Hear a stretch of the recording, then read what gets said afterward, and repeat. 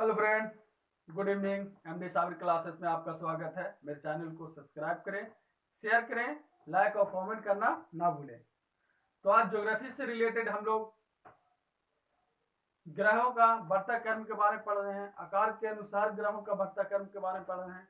तो आज एक वीवीआई वेरी वेरी इंपॉर्टेंट मतलब टॉपिक लेकर आए हैं ज्योग्राफी से रिलेटेड, जो आपके समझ जो इतना क्वेश्चन यहाँ से जो दिया जाता है क्वेश्चन सेटर के द्वारा, इसके बारे में हम लोग विस्तार पूर्वक से आज पढ़ने वाले हैं। परिक्रमण काल और एक हो गया परिभ्रमण काल। परिक्रमण काल जो है यहाँ से कंफ्यूजन हो जाता है और परिभ्रमण काल यहाँ से कंफ्यूजन हो जाता है। परिक्रमण काल में जो ग्रह है वो कौन सा ग्रह है, कितने ग्रह हैं, और परिभ्रमण काल में कितने ग्रह हैं, इसके बारे में आज विस्तार पूर्वक से बारी बारी से हर ग्रह के बारे में हम आपको पढ़ाने वाले हैं।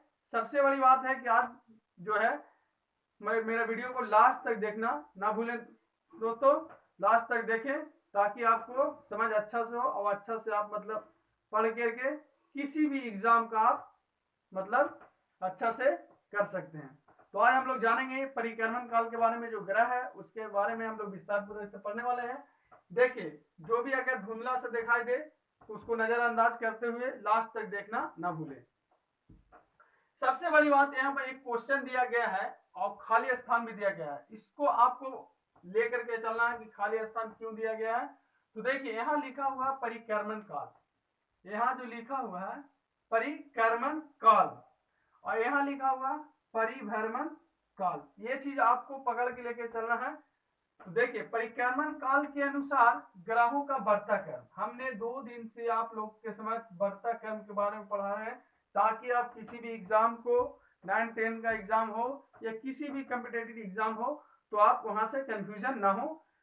सबसे बड़ी बात देखिए, ये जो है कोई भी बुक में आपको ये नहीं लिखा हुआ है कि कौन किसका मतलब परिक्रमण कर रहा है, ये हम दे दिए अपने मन से ताकि इतना करने के बाद आपको समझ अच्छा हो। तो यहाँ पर खाली स्थान को भरने के बाद पता चला है कि सूर्य का परिक्रमण काल के अनुसार ग्रहों का बढ़ता क्रम। तो देखिए, बुध एक ग्रह है जिसका जो सूर्य के परिक्रमण काल का समय कितना होता है। तो यहाँ पर देखिए, मान लेते हैं 88 क्या है, डे मान लेते हैं 88 डे है। तो बढ़ते क्रम के अनुसार आपको ग्रह को पकड़ना है कि कौन सा ऐसा ग्रह है जो बुध के बाद बढ़ते क्रम में सूर्य के अनुरूप पहुंचता है। तो देखिए, सबसे बड़ी बात है 88 डे जो है बुध का परिक्रमण काल हो गया।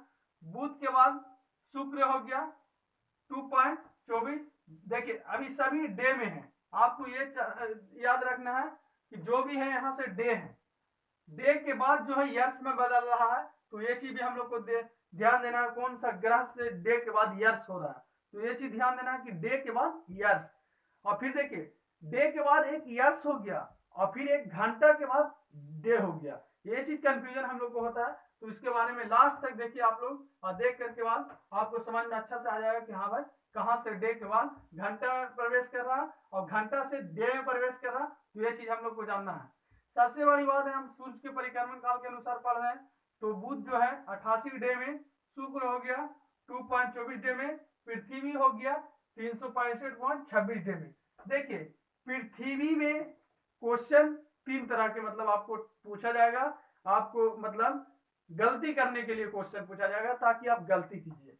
देखिए, अगर यहीं पे आपको अगर पूछ दे 365.26 पूछा गया है, अगर यहां से पूछ दे 365.6 घंटा, तो क्या आप टिक नहीं कीजिएगा? आप टिक नहीं कीजिएगा, आप टिक कीजिएगा। फिर देखिए, एक और क्या पूछेगा, 365 डे 5 घंटा 48 मिनट एवं 46 सेकंड। ये चीज हो गया हमारा। देखिए, ये डे में है, अभी डे में है। तो ये चीज हमको देखिए, ये चीज को पकड़ के चलिएगा। इसके बारे में आओ, लास्ट तक हम बताने वाले हैं कि कैसे कैसे मतलब डे से यस में और घंटा से डे में बदल रहा। तो मंगल का क्या है 687 डे। और बृहस्पति, देखिए बृहस्पति यर्स में, देखिए यर्स में बदल गया 11.9 ईयर्स, बृहस्पति 11.9 ईयर्स, ये सूर्य का जो परिक्रमण काल है बृहस्पति का 11 वर्ष पॉइंट 9, तो ये चीज याद रखिएगा। उसके बाद शनि आ जाइए 29.5 ईयर्स में 84, फिर वरुण 164.8 ईयर्स। यहाँ से बृहस्पति से ईयर्स में आ गया आपको, बृहस्पति वर्ष शनि ईयर्स में है, अरुण ईयर्स में है, वरुण ईयर्स में है और 164.8 ईयर्स में है। देखिए ये चीज हो गया। अब देखिए हम लोग जानेंगे, ये हो गया अपना, यहाँ पर खाली स्थान को हम लोग भर दिए हैं, क्या है अपना, अपना परिभ्रमण, जो भी ग्रह है उसका अपना परिभ्रमण जो काल है और काल के अनुसार ग्रहों का जो बढ़ता क्रम है उसके बारे में हम लोग पढ़ने वाले हैं। देखिए अब यहाँ पर क्या है, बृहस्पति क्या है, सबसे पहला बृहस्पति का जो मतलब अपना परिभ्रमण काल का जो समय है 9.9 घंटा, 9.9 घंटा। यहाँ पर क्या था, डे से ईयर, डे से ईयर, डे से ईयर, डे से ईयर, ये चीज याद रखिएगा। तो यहाँ पे क्या है, घंटा, क्या है यहाँ पे घंटा। पृथ्वी अपना बृहस्पति अपना परिभ्रमण काल जो है कम समय में कर लेता है, अपना मतलब आज पर जो है 9.9 घंटा में पूरी कर लेती है। उसके बाद शनि 9 के बाद कितना है 10.3 घंटा।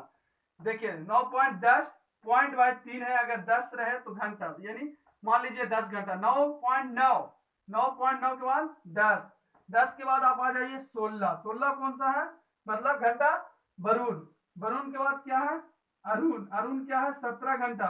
फिर देखिए पृथ्वी, पृथ्वी का 23.9, 23.9, 23.9।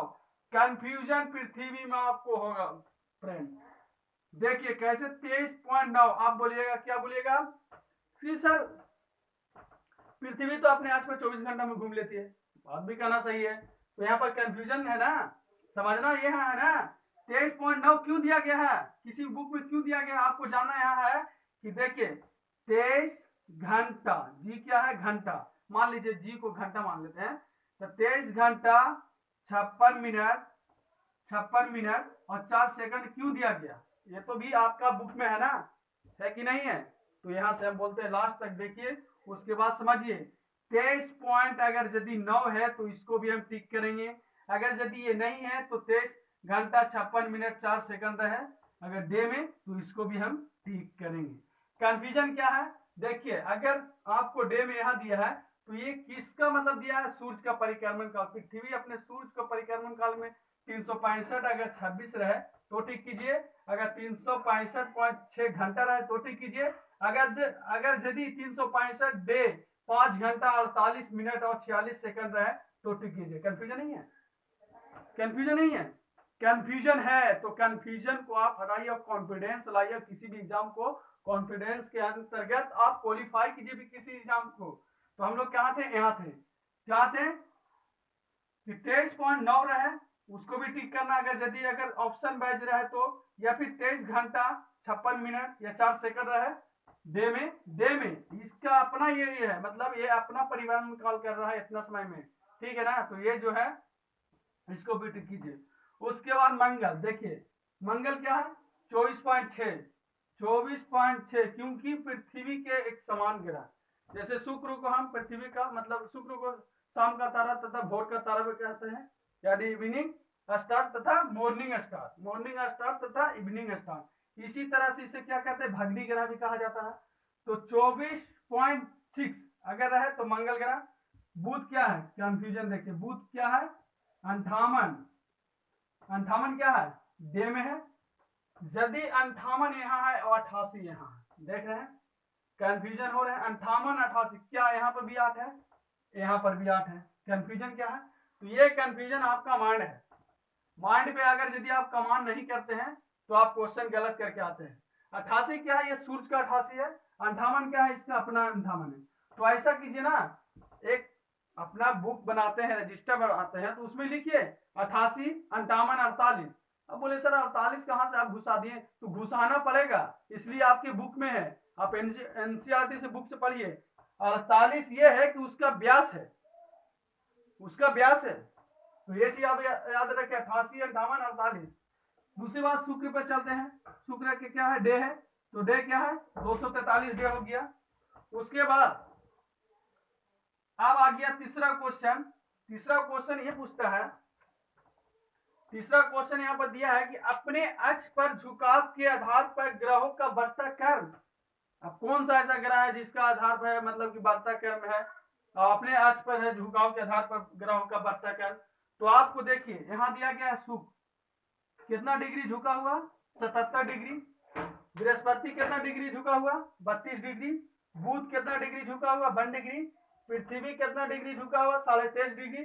मंगल कितना डिग्री झुका हुआ, 25 डिग्री। शनि कितना डिग्री झुका हुआ, 26 डिग्री।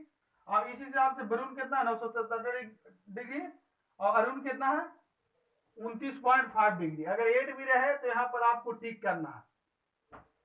सबसे बड़ी बात यहाँ से क्वेश्चन एक ये होता है clock by anti clock by. यहाँ से क्वेश्चन आपको बहुत कंफ्यूजन होता है कि पूर्व से पश्चिम कौन सा ऐसा ग्रह घूम रहा है। दूसरी बात पश्चिम से पूर्व, पूर्व से पश्चिम, पश्चिम से पूर्व, clock by anti clock by, clock by anti clock by. तो हम लोग को यहाँ से ये पढ़ना है कि देखिए दो मात्र ग्रह है जो क्लॉक वाइज घूमता है। जब दो माइंड में सेट कर लीजिएगा तो 6 को तो ऑब्वियसली मतलब ये है कि सेट हो जाएगा। तो कौन सा ऐसा ग्रह है जो मतलब पूर्व से पश्चिम की ओर घूम रहा, क्लॉक वाइज घूम रहा। तो क्लॉक वाइज दो ग्रह आपका है, एक शुक्र दूसरा अरुण, एक शुक्र दूसरा अरुण। बचे कितने ग्रह, 6 ग्रह बचे आपके सामने। क्योंकि नासा के वैज्ञानिक ने प्लूटो को तो सबसे पहले जो है परागीय सम्मेलन के अंतर्गत हटा दिया गया है। तो ये चीज आपको याद रखना है, एक हो गया शुक्र दूसरा हो गया अरुण। अब तीसरा क्या है, तीसरा हो गया आपका पश्चिम से पूर्वी की ओर, यानी पूर्व से पश्चिम की ओर क्लॉक वाइज और पश्चिम से पूर्व की ओर। देखिए पूर्व से पश्चिम और पश्चिम से पूर्व anti clock wise. Anti clock wise में आपका सभी ग्रह में जैसे मान लीजिए शुक्र और अरुण को छोड़कर। थैंक्स बच्चों, आज का मेरा वीडियो जो अच्छा लगे तो लाइक कीजिए, सब्सक्राइब कीजिए मेरे चैनल को। जो भी देखिए आपको सबसे बड़ी बात कंफ्यूजन है। आपको इतना अच्छा से बता दिया गया है कि जो भी है 365.26 हो गया, 365.6 हो गया, 365 डे 5 घंटा 48 मिनट 46 सेकंड हो गया, या फिर ये जो अपना परिक्रम कर रहा है 23 घंटा 56 मिनट 4 सेकंड। अब कहिएगा देखिए यहाँ 58, 56, 46, यहाँ 4.56। आपको कंफ्यूजन ये सब में होता है तो आप अपने माइंड को स्थिर से रिवाइज मतलब किसी बुक में लिखने के बाद रिवाइज कीजिए। रिवाइज करने के उपरांत क्या है आज हमारे जैसा आप भी बनिए, समझे नहीं कि नहीं। जब तक याद नहीं कीजिएगा आपको क्वेश्चन मतलब किसी भी आप हल नहीं कीजिएगा। तो चलते हैं बच्चों, जो भी है लास्ट तक आप उतार लीजिए। थैंक्स बच्चों।